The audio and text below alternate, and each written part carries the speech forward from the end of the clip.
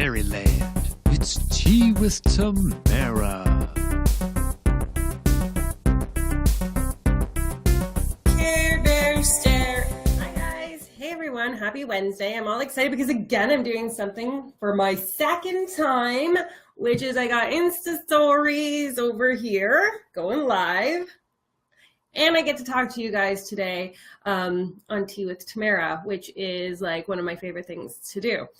So I just kind of wanted to take a quick second and tell a little story about getting yourself heard and seen into as many houses as you possibly can.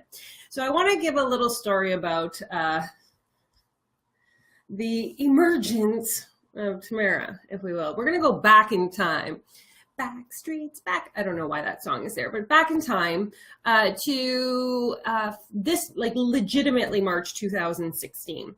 And now I was coming out of depression. So let's take that into consideration of like, I was coming out of a deep depression where I didn't really feel very good about myself as a whole, right? Like I didn't necessarily love anything about what I was doing. I didn't love who I was. I didn't really have a good sense of what it was that I wanted to be bringing into as many houses as I possibly could. And so I remember when I joined a program in March 2016, and I truly had this thought. Hey, Laura Hudson. I had this thought, and let me like say hi, guys. I love to like see everybody and like say like what. And so I had this thought early 2016 that I was gonna be this amazing hippie, and I was gonna like bring my message of I don't know what into the world. I would be able to do it without my makeup on. I wasn't gonna wear a bra. I was gonna damn the man, and I was gonna just do me.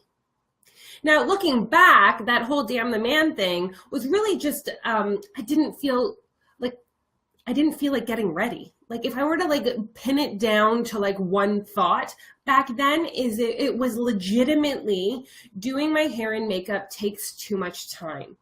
And I felt that way because I didn't have the energy to do much other than roll myself off of the couch, come and train my clients and get back into my house again and curl up and read and snuggle and journal and do all those kinds of things. But in the program that I was in, they offered, like they said, hey, like here's a load of books that you can read. And so one of them, and I don't know if you've read it, and if you have, put your hand up because it was pivotal to me, was the E-Myth Revisited. Anyone? And the E-Myth Revisited, and again, we always remember the thing that is for us. Like truly, we may have all read the book and not gotten the same story out of it that I did. But yeah, in the E-Myth Revisited, one of the stories that really anchored into who I was, and this might be so random for what that book really is about, was the story of these two car salesmen. Right? And these two car salesmen, one was really good and one wasn't so good, right?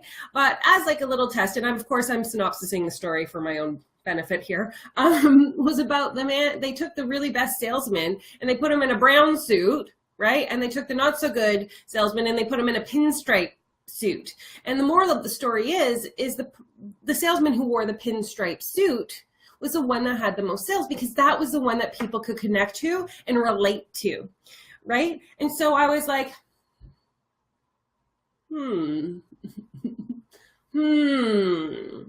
maybe, just maybe, if I wear a bra and I take 5 minutes and I do my makeup, I will be able to get in front of more people, okay? And so I was like, okay, I'm going to give this, because I'd been doing Facebook Lives back then, and you may not know this, because I've been doing these kinds of things for a really long time. I was doing card readings of a day. Every day I was doing a card reading live on my Facebook.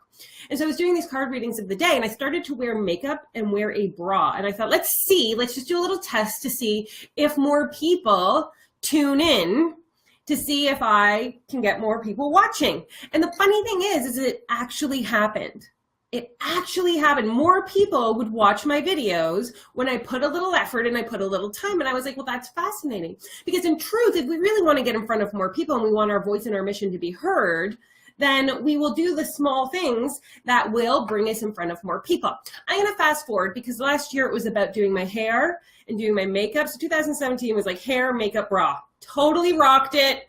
Did my hair, makeup, and my bra for the entire year. I gave myself a gold star on that one, you guys. 2018, I was like, I'm going to kick it up a notch. And in the end of 2017, I did another test because there's one way that you can get yourself to kind of understand if it's truly, truly, truly something that's true. And you may have noticed in 2018, there's something missing from my face. Right? And what's missing from my face is the pair of glasses that I always wear up until 2018. And I did the test with some clients and in my Tea with Tamara's in the sense that I was asking, do you feel more connected to me when I don't have my glasses on? And it was a resounding yes. It wasn't like a maybe. So like all those thoughts of like, I'm the same person with my glasses as I am without my glasses. When you're asking people who you want to be like impacting or having your message heard, and they're saying, you know what? We feel you more. Look at those eyes. We feel you more when you don't have your glasses on because there's already a screen that separates us. Now you're putting another screen and we can barely see your eyes, especially with the light reflection. And I thought, oh man, all right, what's a big deal? All I have to do is put a contact in every single morning, and that takes 5 minutes. I wear them for as long as I possibly can, and I take them out. Sidebar, I had to put this one in twice today. This is how much I love you, because the first time it was like, it was terrible. It was like some sort of like curved up end and things like that. But I love you guys, and it's worth having contacts in if, again, my message can get deeper into the world and impact more people. So I'm going to bring you to the newest story. And maybe you guys have noticed something else about me recently. So one of the other things that I recently thought about, and I was like, I was in a VIP day and like, and they're saying like, if you want to have more impact and you want to get into more houses and all these kinds of things, it was mentioned that my purple wall might not be the calmest, most user-friendly Tea with Tamara in everybody's house kind of wall.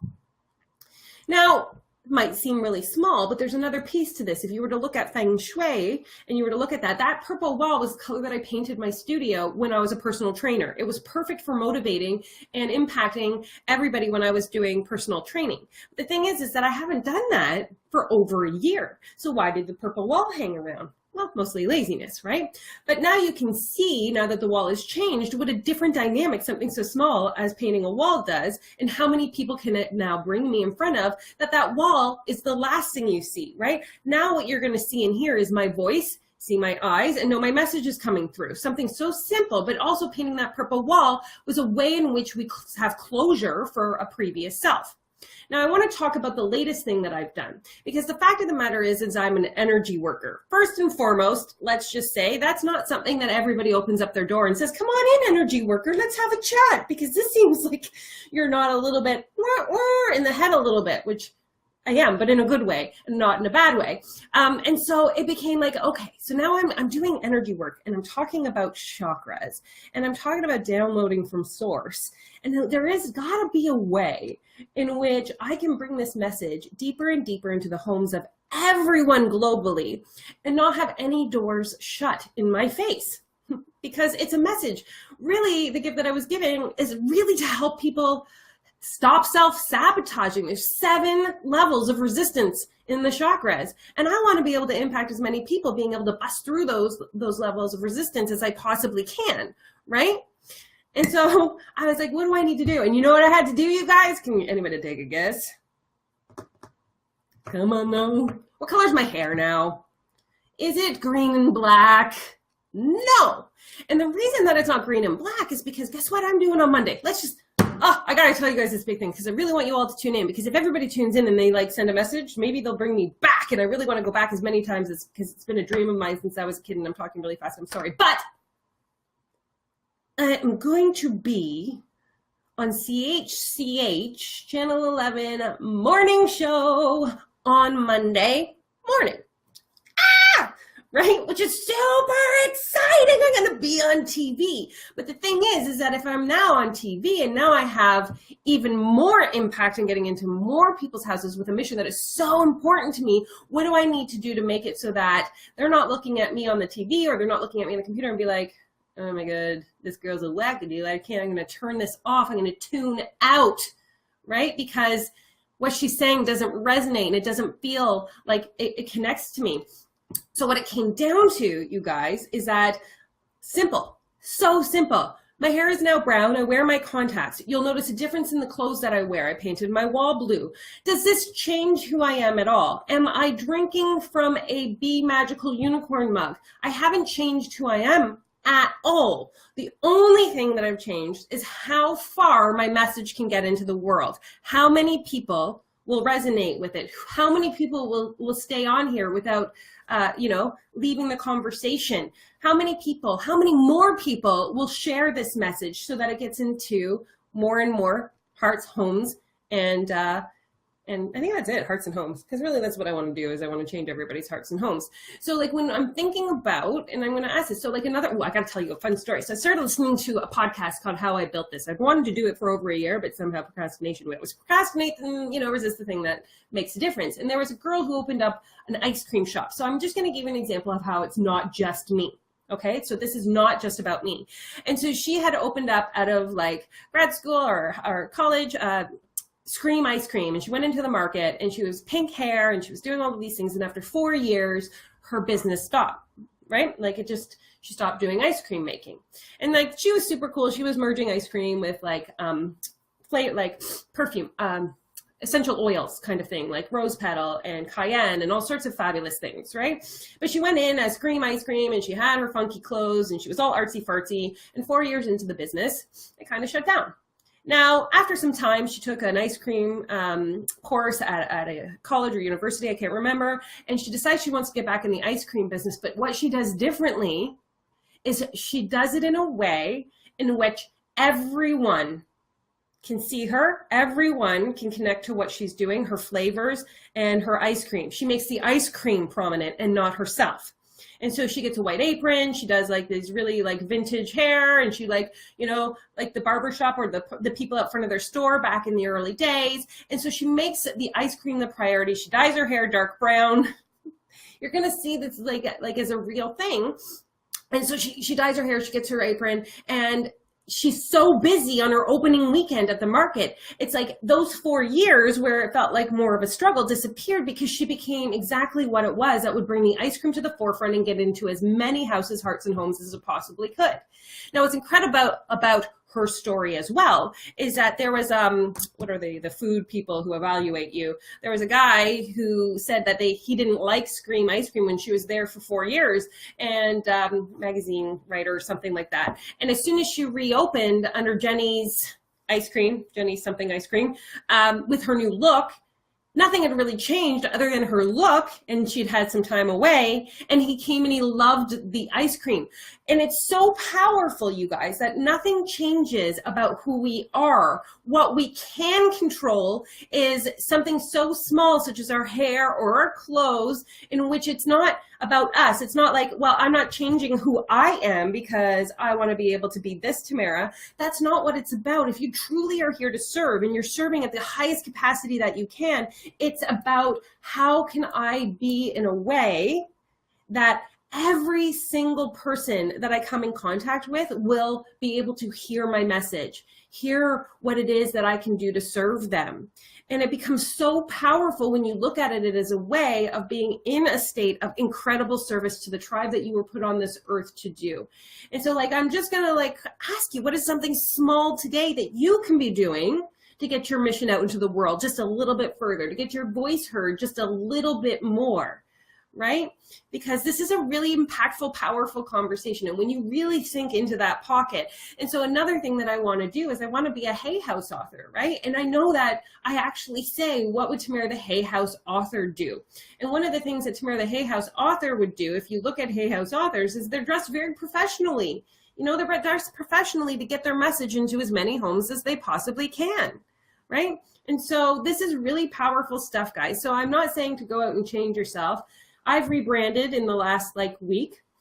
It was a little challenging, but I'm going to be moving forward as Tamara Arnold instead of the Enchanted Fairy, because that's going to get me in front of more people as well. And then so it doesn't mean I'm not the Enchanted Fairy. because guess what I am? I still have a crystal ball in my studio and a magic wand on my desk, which is going to be mailed to a friend's daughter.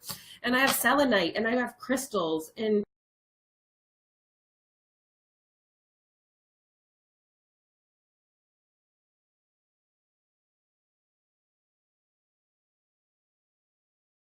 I think that just kicked off. Hopefully that didn't kick off too far. I am done for today. I'm like, what? I couldn't stop talking today. This is a really powerful conversation and I love you guys.